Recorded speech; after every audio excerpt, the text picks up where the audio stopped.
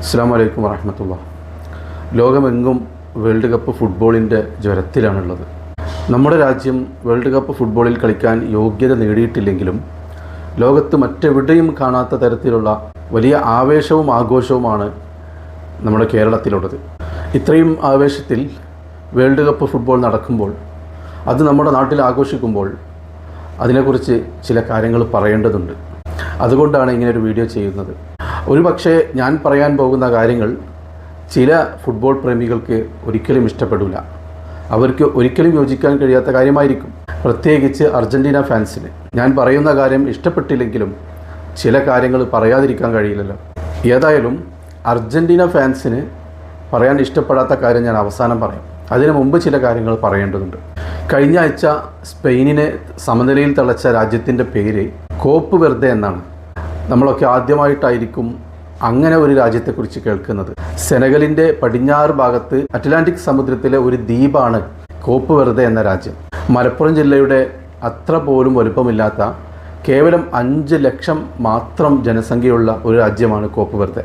ആ രാജ്യം ലോകകപ്പിന് യോഗ്യത നേടി എന്നതിനേക്കാൾ വലിയ അത്ഭുതമാണ് ഇപ്രാവശ്യം ലോക ചാമ്പ്യന്മാരാവുമെന്ന് ഒരുപാട് പേർ പ്രതീക്ഷിക്കുന്ന സ്പെയിനിനെ സമനിലയിൽ തളച്ചു എന്നുള്ളത്. അങ്ങനെ ആദ്യമായിട്ട് വേൾഡ് കപ്പ് കളിക്കുന്ന കോപ്പ് വെർദെ വേൾഡ് കപ്പിൽ ഒരു പോയിന്റ് നേടിയിരിക്കുകയാണ്. ജർമ്മനിയുമായിട്ട് വേറെ ഒരു പുതിയ ടീം കളിച്ചിരുന്നു. അതും നമ്മൾ ഇതുവരെ കേൾക്കാത്ത ഒരു രാജ്യം തന്നെയാണ്. വെനിസ്വേലയുടെ വടക്ക് ഭാഗത്തുള്ള ഒരു ദ്വീപായ സുറാസാവോ എന്നാണ് ആ രാജ്യത്തിൻ്റെ പേര്. സുറാസാവോ ജർമ്മനിയോട് 7-1 തോറ്റുവെങ്കിലും അവർ വേൾഡ് കപ്പിന് യോഗ്യത നേടിയല്ലോ. കേവലം 1.5 ലക്ഷം മാത്രം ജനസംഖ്യയുള്ള ആ രാജ്യം വേൾഡ് കപ്പിന് യോഗ്യത നേടിയത് തന്നെ വലിയ അത്ഭുതമല്ലേ. മുൻ ചാമ്പ്യന്മാരായ ഇറ്റലി അടക്കം വലിയ ശക്തിയുള്ള രാജ്യങ്ങൾ പോലും വേൾഡ് കപ്പിന് യോഗ്യത നേടാൻ കഴിയാതെ പുറത്തിരിക്കുമ്പോൾ ഈ കൊച്ചു രാജ്യം വേൾഡ് കപ്പിന് യോഗ്യത നേടി കഴിഞ്ഞ മത്സരത്തിൽ ഇക്വഡോറിനെ സമനിലയിൽ തളച്ച് അവരും ഒരു പോയിന്റ് നേടിയിരിക്കുകയാണ്. ഇതൊക്കെ പറയുമ്പോൾ നമ്മൾ ചിന്തിക്കുക, ഇത്രയും കുഞ്ഞൻ രാജ്യങ്ങൾ വേൾഡ് കപ്പിൽ കളിക്കുമ്പോൾ എന്തുകൊണ്ടാണ് ഒരു മഹാരാജ്യമായ ഇന്ത്യക്ക് നമുക്ക് വേൾഡ് കപ്പിൽ കളിക്കാൻ കഴിയാത്തത്? കുറേ കാലമായിട്ട് നമ്മൾ ചിന്തിച്ചുകൊണ്ടിരിക്കുന്ന കാര്യമാണല്ലോ അത്. ലോകത്തിലെ ഏറ്റവും വലിയ ജനസംഖ്യയുള്ള രാജ്യം, സാമ്പത്തിക ശക്തിയിൽ ലോകത്ത് 5ാം സ്ഥാനത്തുള്ള രാജ്യം, മാത്രമല്ല വിശാലമായ ഭൂപ്രദേശമുള്ള നല്ല കായികക്ഷമതയുള്ള ആളുകളുള്ള ഒരു രാജ്യമാണല്ലോ ഇന്ത്യ. എന്നിട്ടും എന്തുകൊണ്ടാണ് ഇന്ത്യക്ക് വേൾഡ് കപ്പിൽ യോഗ്യത നേടാൻ കഴിയാത്തത്? ക്രിക്കറ്റിലും ഹോക്കിയിലുമൊക്കെ വലിയ മുൻനിരയിൽ കളിക്കുന്ന രാജ്യം തന്നെയാണ് ഇന്ത്യ. കായികക്ഷമതയുണ്ട് എന്ന് ലോകത്ത് തെളിയിച്ച രാജ്യം തന്നെയാണ് ഇന്ത്യ. പക്ഷേ ഫുട്ബോളിൽ മാത്രം വേൾഡ് കപ്പിലേക്ക് യോഗ്യത നേടാൻ ഇന്ത്യക്ക് കഴിയുന്നില്ല. ഈ ഇന്ത്യയാണ് ലോകത്ത് വെച്ച് ഏറ്റവും കൂടുതൽ യുവജന സമ്പത്തുള്ള രാജ്യമെന്ന് കേൾക്കുമ്പോൾ നമ്മളൊക്കെ അത്ഭുതപ്പെട്ടു പോകുന്നുണ്ട്. എന്തുകൊണ്ടാണ് ലോകത്തെ ഏറ്റവും വലിയ യുവജന സമ്പത്തുള്ള ഇന്ത്യക്ക് വേൾഡ് കപ്പിൽ യോഗ്യത നേടാൻ കഴിയാത്തത്?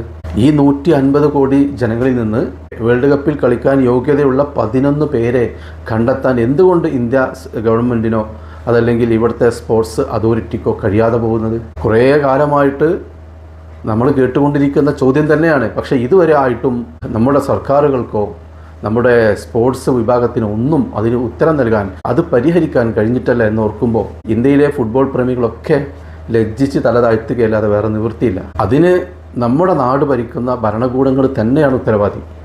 അല്ലെങ്കിൽ ഈ വിഷയത്തിൽ താല്പര്യമില്ലാത്ത, ഈ വിഷയത്തിൽ ഗൗനിക്കാത്ത ആളുകളെ ഭരണസിരാ കേന്ദ്രങ്ങളിലേക്ക് എത്തിക്കുന്ന നമ്മളെപ്പോലെയുള്ള ഫുട്ബോൾ പ്രേമികളും അതിന് ഉത്തരവാദിയല്ലേ? ഫുട്ബോൾ സീസൺ ആകുമ്പോൾ, വേൾഡ് കപ്പൊക്കെ വരുമ്പോൾ നമ്മുടെ രാജ്യം എന്തുകൊണ്ട് വേൾഡ് കപ്പിൽ യോഗ്യത നേടുന്നില്ല എന്ന് നെടുവീർപ്പിട്ട് സർക്കാരിനെ കുറ്റം പറയും.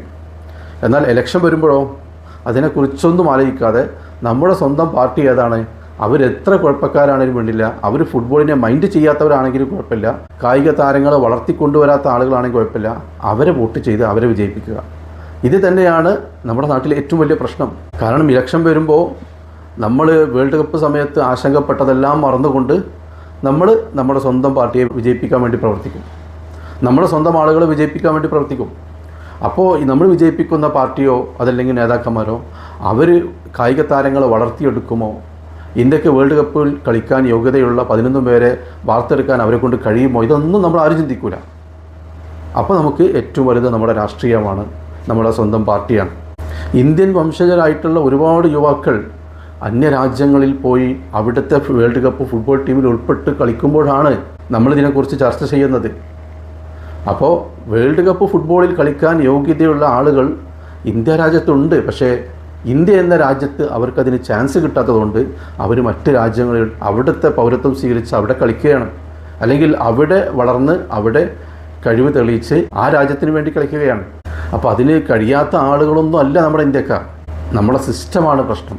ഒരു സാധാരണ ഒരു ചെറിയ ദ്വീപിൽ നിന്ന്, ഒരു ചെറിയ രാജ്യത്ത് നിന്ന് കേവലം 1.5 ലക്ഷം ജനങ്ങളിൽ നിന്ന് വേൾഡ് കപ്പിൽ കളിക്കാൻ പറ്റുന്ന 11 പേരെ ലഭിച്ചെങ്കിൽ 150 കോടി ജനങ്ങളിൽ നിന്ന് വേൾഡ് കപ്പിൽ കളിക്കാൻ പറ്റുന്ന 11 പേരെ കിട്ടൂല എന്ന് നമുക്ക് എങ്ങനെ പറയാൻ പറ്റും? അതും ലോകത്തിലെ ഏറ്റവും വലിയ സാമ്പത്തിക ശക്തിയായ 5ാം സ്ഥാനത്തുള്ള ഒരു രാജ്യത്തിന് എങ്ങനെയാണിത് പറയാൻ പറ്റുക? ഈ വേൾഡ് കപ്പിൽ കളിക്കുന്ന ഒരുപാട് പുതിയ ടീമുകളുണ്ട്. അവരൊക്കെ സാമ്പത്തിക ശക്തിയിൽ വളരെ പിറകോട്ടാണ്, ജനസംഖ്യയിലും പിറകോട്ടാണ്. അവരൊക്കെ ഈ വേൾഡ് കപ്പിലേക്ക് യോഗ്യത നേടുമ്പോൾ നമ്മൾ വീണ്ടും വീണ്ടും ആലോചിക്കുകയാണ് എന്താണ് നമ്മുടെ പ്രശ്നമെന്ന്. നമ്മുടെ സിസ്റ്റം അതിനു വേണ്ടി പ്രവർത്തിക്കുന്നില്ല എന്നല്ലേ നമ്മളെ ബോധ്യപ്പെടുത്തുന്നത്. ഇവിടെ എല്ലാവർക്കും വർഗീയത പറയാനല്ല നേരുള്ളൂ. ഏതെങ്കിലും മതവിഭാഗത്തിനെ അടിച്ചമർത്താനോ അല്ലെങ്കിൽ വർഗീയ വിദ്വേഷം പ്രചരിപ്പിച്ച് നാട്ടിൽ കലാപം ഉണ്ടാക്കാനൊക്കെ അല്ല നേരുള്ളൂ. ഒരു പക്ഷേ പാകിസ്ഥാൻ വേൾഡ് കപ്പിലേക്ക് യോഗ്യത നേടുകയാണെങ്കിൽ ചിലപ്പോൾ ഇന്ത്യ നേടിയേക്കും. അപ്പോൾ പാകിസ്ഥാനെ മറികടക്കാൻ വേണ്ടിയിട്ടോ പാകിസ്ഥാനെ വെല്ലുവിളിക്കാൻ വേണ്ടിയിട്ടോ എങ്ങനെയെങ്കിലും ഇന്ത്യ വേൾഡ് കപ്പിലേക്ക് യോഗ്യത നേടാൻ ഈ വർഗീയവാദികൾ തന്നെ ശ്രമിക്കും. അവർക്ക് ഏറ്റവും വലിയത് പാകിസ്ഥാനെ തോൽപ്പിക്കുക എന്നാണല്ലോ, പാകിസ്ഥാൻ്റെ ഒരടി മേലെ നിൽക്കുക എന്നാണല്ലോ. ആ ഒരു ലക്ഷ്യത്തിന് വേണ്ടി ചിലപ്പോൾ എങ്ങനെയെങ്കിലും വേൾഡ് കപ്പിലേക്ക് യോഗ്യത നേടാൻ പറ്റുന്ന തരത്തിൽ കായിക താരങ്ങളെ വളർത്തിയെടുക്കും. അത്തരത്തിലുള്ള ആളുകളാണ് നമ്മുടെ രാജ്യം ഭരിക്കുന്നത്. ഇന്ത്യയുടെ ബദ്ധവൈരികളായ പാകിസ്ഥാൻ പോലും വേൾഡ് കപ്പിൽ യോഗ്യത നേടുമ്പോൾ ഇത്രയും വലിയ ഒരു മഹാരാജ്യം എങ്ങനെയാണ് വേൾഡ് കപ്പിൽ യോഗ്യത നേടാതിരിക്കുക എന്ന മാനക്കേട് ഭയന്നുകൊണ്ടെങ്കിലും അവരതിന് ശ്രമിക്കും. ഇനി പറയാൻ പോകുന്ന കാര്യങ്ങൾ നമ്മൾ വളരെയധികം ശ്രദ്ധിക്കണം. ഇന്ത്യക്ക് ഫുട്ബോൾ വേൾഡ് കപ്പിൽ യോഗ്യത നേടാൻ കഴിയാത്തത് കൊണ്ടല്ലേ നമ്മുടെ നാട്ടിലെ ചെറുപ്പക്കാർ ബ്രസീലിനും ഫ്രാൻസിനും പോർച്ചുഗലിനും സ്പെയിനിനൊക്കെ വേണ്ടിയിട്ട് മുറവിളി കൂട്ടുന്നത്, അവരുടെ ഫ്ലെക്സ് വെക്കുന്നത്, അവരുടെ പതാക കിട്ടുന്നത്? ഇന്ത്യക്ക് യോഗ്യത നേടാൻ പറ്റിയാൽ ഈ ചെറുപ്പക്കാരൊക്കെ ഇന്ത്യയുടെ പിന്നിൽ തന്നെ അണിനിരക്കുകയുള്ളൂ. ഇന്ത്യയുടെ പതാക മാത്രമേ കിട്ടുള്ളൂ. സ്വന്തം രാജ്യത്തേക്കാൾ കൂടുതൽ എന്തായാലും മറ്റു രാജ്യങ്ങൾ ആരും സ്നേഹിക്കുന്നുണ്ടാവില്ല. പക്ഷേ നമ്മുടെ രാജ്യത്തിന് ഫുട്ബോൾ വേൾഡ് കപ്പിൽ യോഗ്യത നേടാൻ കഴിയാത്തതുകൊണ്ട് മറ്റ് പല ടീമുകളുടെയും ഫാൻസായിട്ട് മാറുകയാണ് നമ്മുടെ ചെറുപ്പക്കാർ. അവർക്ക് വേണ്ടി തെരുവോരങ്ങളിൽ മുറവിളി കൂട്ടുകയാണ്, തർക്കിക്കുകയാണ്, സമയം ചെലവഴിക്കുകയാണ് നമ്മുടെ ചെറുപ്പക്കാർ. ഇന്ത്യ യോഗ്യത നേടിയിരുന്നെങ്കിൽ ഈ ചെറുപ്പക്കാരെല്ലാവരും ഇന്ത്യയുടെ പിന്നിൽ അണിനിരക്കുമായിരുന്നു, ഇന്ത്യക്ക് വേണ്ടി മുറവിളി കൂട്ടുമായിരുന്നു. അത് കാണാനോ മനസ്സിലാക്കാനോ നമ്മുടെ അതോറിറ്റിക്ക് കഴിയുന്നില്ല എന്നുള്ളതാണ് വസ്തുത.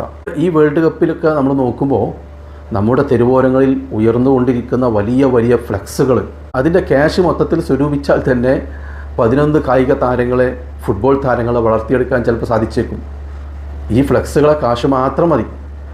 നമ്മൾ ഫുട്ബോളിനെയാണല്ലോ സ്നേഹിക്കുന്നത്, നമ്മൾ ഫുട്ബോൾ താരങ്ങളെയാണല്ലോ സ്നേഹിക്കുന്നത്, അല്ലാതെ ഒരുപാട് പൈസ ചെലവഴിക്കുക എന്നുള്ളതായിരിക്കില്ല ആരുടെ ലക്ഷ്യം. അപ്പോൾ ഈ നമ്മുടെ തെരുവോരങ്ങളിലും റോഡ് സൈഡിലും ഉയർന്നുകൊണ്ടിരിക്കുന്ന വലിയ ഫ്ലെക്സുകളുടെ ക്യാഷ് സ്വരൂപിച്ചാൽ തന്നെ 11 ഫുട്ബോൾ താരങ്ങളെ വാർത്തെടുക്കാനുള്ള ക്യാഷ് ചിലപ്പോൾ മതിയാവും. ഫുട്ബോൾ ആരാധകർ അതിനെക്കുറിച്ച് ആലോചിക്കേണ്ടതുണ്ട്. ഇന്ത്യ വേൾഡ് കപ്പിൽ കളിക്കുകയാണെങ്കിൽ ഒരാൾ പോലും ഇന്ത്യയെ സപ്പോർട്ട് ചെയ്യാതെ മറ്റു രാജ്യങ്ങളെ സപ്പോർട്ട് ചെയ്യുമെന്ന് എനിക്ക് തോന്നുന്നില്ല. ഇപ്രാവശ്യം വേൾഡ് കപ്പിൽ യോഗ്യത നേടിയത് 48 രാജ്യങ്ങളാണ്. കഴിഞ്ഞ പ്രാവശ്യത്തെക്കാളും 16 ടീമുകൾ അധികം വന്നു. എന്നിട്ട് പോലും ഇന്ത്യക്ക് യോഗ്യത നേടാൻ സാധിച്ചിട്ടില്ല. നമ്മളെ ഇരുത്തി ചിന്തിപ്പിക്കേണ്ട കാര്യങ്ങളാണ് ഇതൊക്കെ. എത്രത്തോളം പിന്നിലാണ് നമ്മുടെ ഇന്ത്യ രാജ്യം ഫുട്ബോളിൻ്റെ വിഷയത്തിൽ.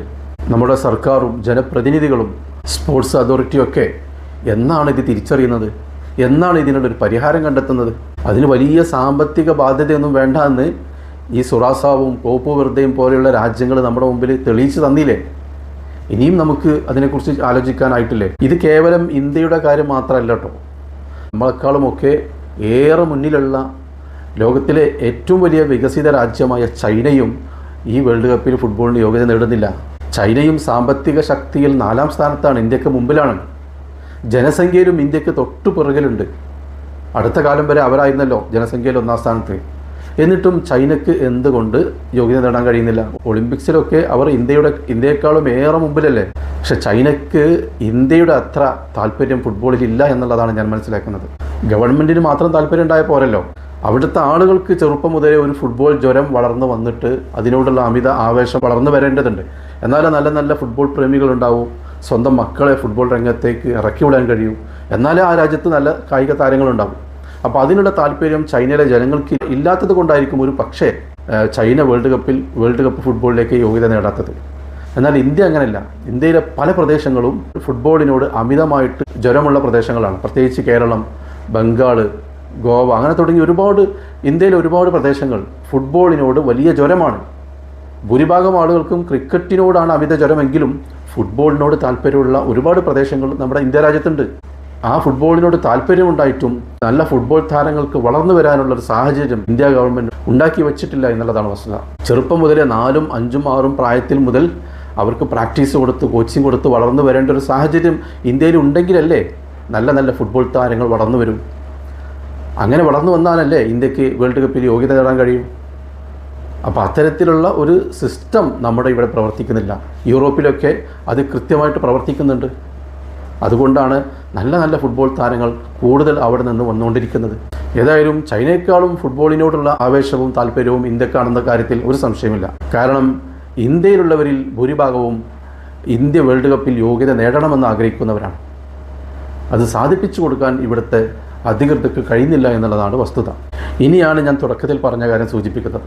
ഞാൻ പറയുന്നതിൽ എന്തെങ്കിലും വസ്തുതയുണ്ടോ എന്ന് നിങ്ങൾ ശരിക്കും ആലോചിച്ചിട്ട് തീരുമാനിച്ചാൽ മതി. ഐക്യരാഷ്ട്രസഭയിൽ ഫലസ്തീൻ എന്ന സ്വതന്ത്ര രാജ്യം അനുവദിക്കണോ വേണ്ടയോ എന്ന കാര്യത്തിൽ വോട്ടെടുപ്പ് നടന്നപ്പോൾ അർജൻറ്റീന ഇസ്രായേലിനൊപ്പമാണ് നിന്നത്. ഫലസ്തീൻ എന്ന സ്വതന്ത്ര രാജ്യം വേണ്ട എന്ന അഭിപ്രായമാണ് അർജൻറ്റീനയ്ക്കുള്ളത്. നമുക്കെല്ലാവർക്കും അതറിയാം. അതായത് ഫലസ്തീനിലെ ക്രൂരതകളൊന്നും കണ്ടില്ല എന്ന് നടിച്ച് ഇസ്രായേൽ നടത്തുന്ന നരനായാട്ടിനെ സപ്പോർട്ട് ചെയ്തുകൊണ്ട് അർജൻറ്റീന എന്ന രാജ്യം ഇസ്രായേലിന് വേണ്ടി വോട്ട് ചെയ്തിരിക്കുകയാണ്. നമ്മളെല്ലാവരും അത് അറിഞ്ഞിട്ടുണ്ടാകും. അറിയാത്തവരായിട്ടൊന്നും ആരും ഉണ്ടാവില്ല. പക്ഷേ എന്നിട്ടും ആ അർജൻറ്റീനയുടെ പതാകയാണ് നമ്മുടെ തെരുവോരങ്ങളിൽ ഇങ്ങനെ പാറിക്കളിക്കുന്നത്. എത്രയാണ്? ഒരുപക്ഷെ ഏറ്റവും കൂടുതൽ പതാക പാറിക്കളിക്കുന്നത് അർജൻറ്റീനയോട് തന്നെ ആയിരിക്കും. എത്ര വിരോധാഭാസമാണ്! ഈ ഫുട്ബോൾ തുടങ്ങുന്നത് വരെ നമ്മൾ ആ ഫലസ്തീൻ്റെ മക്കളോടൊപ്പമായിരുന്നു. അവർക്ക് ഐക്യദാർഢ്യം പ്രഖ്യാപിച്ചുകൊണ്ട് ആ ഇസ്രായേൽ എന്ന ക്രൂര ഭരണകൂടത്തെ നമ്മൾ കൂടുതൽ വെറുത്തുകൊണ്ടിരിക്കുന്ന ഒരു സമയമായിരുന്നു. പക്ഷേ ഫുട്ബോൾ വന്നതോടുകൂടി ആ ഫലസ്തീൻ മക്കളെ മറന്നുകൊണ്ട് ആ ഫലസ്തീനിനെ എതിർക്കുന്ന ഇസ്രായേലിനെ സപ്പോർട്ട് ചെയ്യുന്ന ഒരു രാജ്യത്തിൻ്റെ പതാക തെരുവോരങ്ങളിൽ കെട്ടിത്തൂക്കാൻ എങ്ങനെയാണ് നമുക്ക് മനസ്സ് വന്നത്? ആ ഫലസ്തീനിലെ പിഞ്ചു കുഞ്ഞുങ്ങളുടെ ദയനീയമായിട്ടുള്ള മുഖം, ചോര വാർന്നിരിക്കുന്ന, പരിക്ക് പറ്റിയ, കരയുന്ന ആ മുഖം നമ്മളെ മനസ്സിൽ നിന്ന് മാഞ്ഞു പോയോ? നമ്മളെല്ലാവരും മറന്നുപോയോ ആ ദയനീയാവസ്ഥ? ആ കുഞ്ഞുങ്ങളുടെ മുഖം കാണുമ്പോൾ നമ്മളൊക്കെ ഉള്ളിൽ വല്ലാത്തൊരു വേദന ഉണ്ടായിരുന്നു, സഹിക്കാൻ കഴിയാത്ത വേദന ഉണ്ടായിരുന്നു. അതെല്ലാം ഈ ഫുട്ബോൾ വന്നതോടുകൂടി നമ്മൾ മറന്നുപോയോ? എത്ര വിരോധാഭാസമാണത്! നരകയാതന അനുഭവിക്കുന്ന ഫലസ്തീൻ്റെ ജനങ്ങളുടെ മനസ്സ് കാണാതെ ക്രൂരമായി വേട്ടയാടുന്ന ഇസ്രായേലിന് അനുകൂലമായി വോട്ട് ചെയ്ത ഒരു രാജ്യത്തിൻ്റെ പതാക എങ്ങനെയാണ് നമുക്കിവിടെ കെട്ടിത്തൂക്കാൻ സാധിക്കുക? നമുക്ക് ഫുട്ബോളിനെ ഇഷ്ടപ്പെടാം, ഫുട്ബോൾ കളിക്കാരെ ഇഷ്ടപ്പെടാം, കളിക്കാരുടെ ഫ്ലെക്സുകൾ വെക്കാം, കട്ടൗട്ടുകൾ വെക്കാം, അതൊക്കെ വേറെ കാര്യം. ഞാൻ അതിനെ അനുകൂലിച്ചോ പ്രതികൂലിച്ചോ ഒന്നുമല്ല സംസാരിക്കുന്നത്. അതിനെക്കുറിച്ച് നമുക്ക് മറ്റൊരു സമയത്ത് പറയാം. പക്ഷേ അതിനപ്പുറത്തേക്ക് ഒരു രാജ്യത്തിൻ്റെ ഔദ്യോഗിക പതാക കെട്ടിത്തൂക്കുന്നത് എന്തിനാണ്? ഒരു രാജ്യത്തിൻ്റെ ഔദ്യോഗിക പതാകകൾ കെട്ടിത്തൂക്കുമ്പോൾ ഫുട്ബോളിനെയല്ല നമ്മൾ സ്നേഹിക്കുന്നത്, ആ രാജ്യത്തെയാണ് സ്നേഹിക്കുന്നത്. ആ രാജ്യം ചെയ്യുന്ന എല്ലാ നെറികേടുകൾക്കും നമ്മൾ സപ്പോർട്ട് ചെയ്യുകയാണ്. നമുക്ക് ഫുട്ബോളിന് ഇഷ്ടമുണ്ടെങ്കിൽ ആ ഫുട്ബോൾ കളിക്കാരുടെ ഫ്ലെക്സ് വെച്ചോട്ടെ, അവരുടെ കളി കണ്ടോട്ടെ, അവർക്ക് വേണ്ടി തർക്കിച്ചോട്ടെ, സംസാരിച്ചോട്ടെ, അഭിപ്രായങ്ങൾ പറഞ്ഞോട്ടെ. അതിനപ്പുറത്തേക്ക് അർജൻറ്റീന എന്ന രാജ്യത്തിൻ്റെ പതാക കെട്ടിത്തൂക്കിയത് കൊണ്ട് എന്ത് നേട്ടമാണുള്ളത്? അതല്ലെങ്കിൽ ആ പതാക കെട്ടിത്തൂക്കിയില്ല എന്ന് വെച്ചിട്ട് കളിക്കാരുടെ വിരോധിയായിട്ട് മാറുമോ? ഇല്ലല്ലോ. ഒരു രാജ്യത്തിൻ്റെ ഔദ്യോഗിക പതാക കെട്ടിത്തൂക്കുമ്പോൾ നമ്മുടെ രാജ്യത്തെക്കാളും ആ രാജ്യത്തെ സ്നേഹിക്കുന്നു എന്നാണ് നമ്മൾ കരുതേണ്ടത്. നമ്മുടെ രാജ്യത്തെ പതാക നമ്മൾ എത്രത്തോളം കെട്ടിത്തൂക്കുന്നുണ്ട്, പിടിക്കുന്നുണ്ട്. അതിനേക്കാളും കൂടുതൽ പതാകകൾ മറ്റൊരു രാജ്യത്തിൻ്റെ കെട്ടിത്തൂക്കുമ്പോൾ, അതിങ്ങനെ തെരുവോരങ്ങളിൽ പാറിക്കളിക്കുമ്പോൾ, അത് കാണുമ്പോൾ നമുക്ക് വല്ലാത്ത സന്തോഷം തോന്നുമ്പോൾ ആ രാജ്യത്തെയാണ് നമ്മൾ സ്നേഹിക്കുന്നത്. ആ രാജ്യത്തെ നമ്മൾ അനുകൂലിക്കുകയാണ്. ആ രാജ്യം ചെയ്യുന്ന എല്ലാ കാര്യങ്ങളും നമ്മൾ സപ്പോർട്ട് ചെയ്യുകയാണ്. അപ്പോൾ ആ രാജ്യം ഫലസ്തീനെതിരായി ഐക്യരാഷ്ട്രസഭയിൽ വോട്ട് ചെയ്യുമ്പോഴും ആ രാജ്യത്തിൻ്റെ പതാക കെട്ടിത്തൂക്കുമ്പോൾ ആ രാജ്യത്തെ നമ്മൾ അനുകൂലിക്കുകയാണ്. നമ്മളറിയാതെ ആ ഫലസ്തീൻ്റെ പിഞ്ചു മക്കളോട് ചെയ്യുന്ന അനീതിയാണ്, ക്രൂരതയാണത്. ഇതെന്തുകൊണ്ട് ഫുട്ബോൾ പ്രേമികളായി നമ്മൾ മനസ്സിലാക്കുന്നില്ല? ഫുട്ബോളിനെ സ്നേഹിക്കാൻ, കളിക്കാരെ സ്നേഹിക്കാൻ എന്തിനാണ് ഒരു രാജ്യത്തിൻ്റെ പതാക കെട്ടിത്തൂക്കുന്നത്? ഇതൊക്കെ പറയുമ്പോൾ ചില ആളുകൾ തോന്നും എന്തിനാണ് കളിയിലേക്ക് രാഷ്ട്രീയം കടത്തുന്നതെന്ന്. എന്നാൽ ഈ സംഘാടകരൊക്കെ കളിയിലേക്ക് രാഷ്ട്രീയം കടത്തുന്നില്ലേ? കളിക്കാർ കടത്തുന്നില്ലേ? ഇവിടെ ഇറാൻ കളിച്ചപ്പോൾ അമേരിക്ക പറഞ്ഞതെന്താ? കളിയുടെ തൊട്ട് മുമ്പ് മാത്രമേ അമേരിക്കയിൽ എത്താൻ പാടുള്ളൂ, കളി കഴിഞ്ഞ ഉടനെ അമേരിക്ക വിടുകയും വേണം. ഇത് രാഷ്ട്രീയം കടത്തുകയല്ലേ കളിയിലേക്ക്? വേൾഡ് കപ്പ് സംഘടിപ്പിക്കുന്ന സംഘാടകരും ഫിഫയും കളിക്കാരും ടീമുകളും ഒക്കെ കളിയിലേക്ക് രാഷ്ട്രീയം കടത്തുന്നുണ്ട്. എന്നിട്ട് ഇത്തരം കാര്യങ്ങൾ പറയുന്ന ആളുകൾ എന്തെങ്കിലും പറയുമ്പോൾ കളിയിലേക്ക് രാഷ്ട്രീയം കടത്തരുതെന്ന്. അപ്പോൾ കളിയെ സ്നേഹിക്കാൻ, ഫുട്ബോളിനെ സ്നേഹിക്കാൻ ഫുട്ബോൾ കളി കണ്ടാൽ മതി. വേണമെങ്കിൽ അവരുടെ ഫ്ലെക്സ് സ്ഥാപിച്ചോട്ടെ, അല്ലെങ്കിൽ ആ കളിക്കാർക്ക് വേണ്ടി വാദിച്ചോട്ടെ.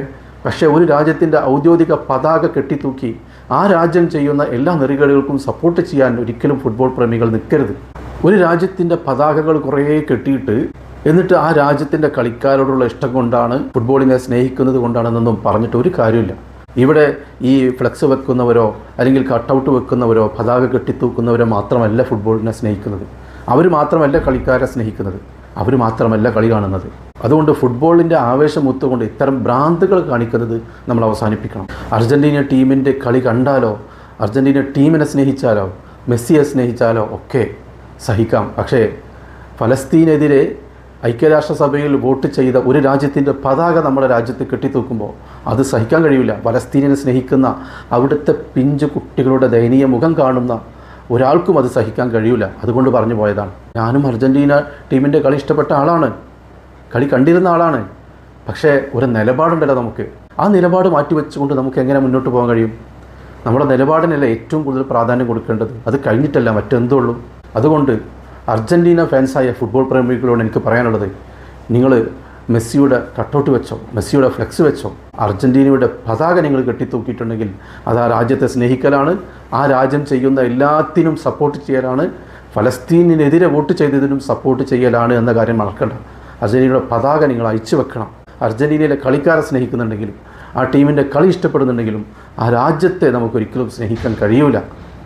ഈ ഒരു നിലപാടിൻ്റെ വിഷയത്തിൽ ആ രാജ്യത്തെ വെറുക്കുക തന്നെ വേണമെന്ന് മാത്രം പറഞ്ഞുകൊണ്ട് ഞാൻ അവസാനിപ്പിക്കുന്നു. അസ്സലാമു അലൈക്കും വറഹ്മത്തുള്ളാഹി.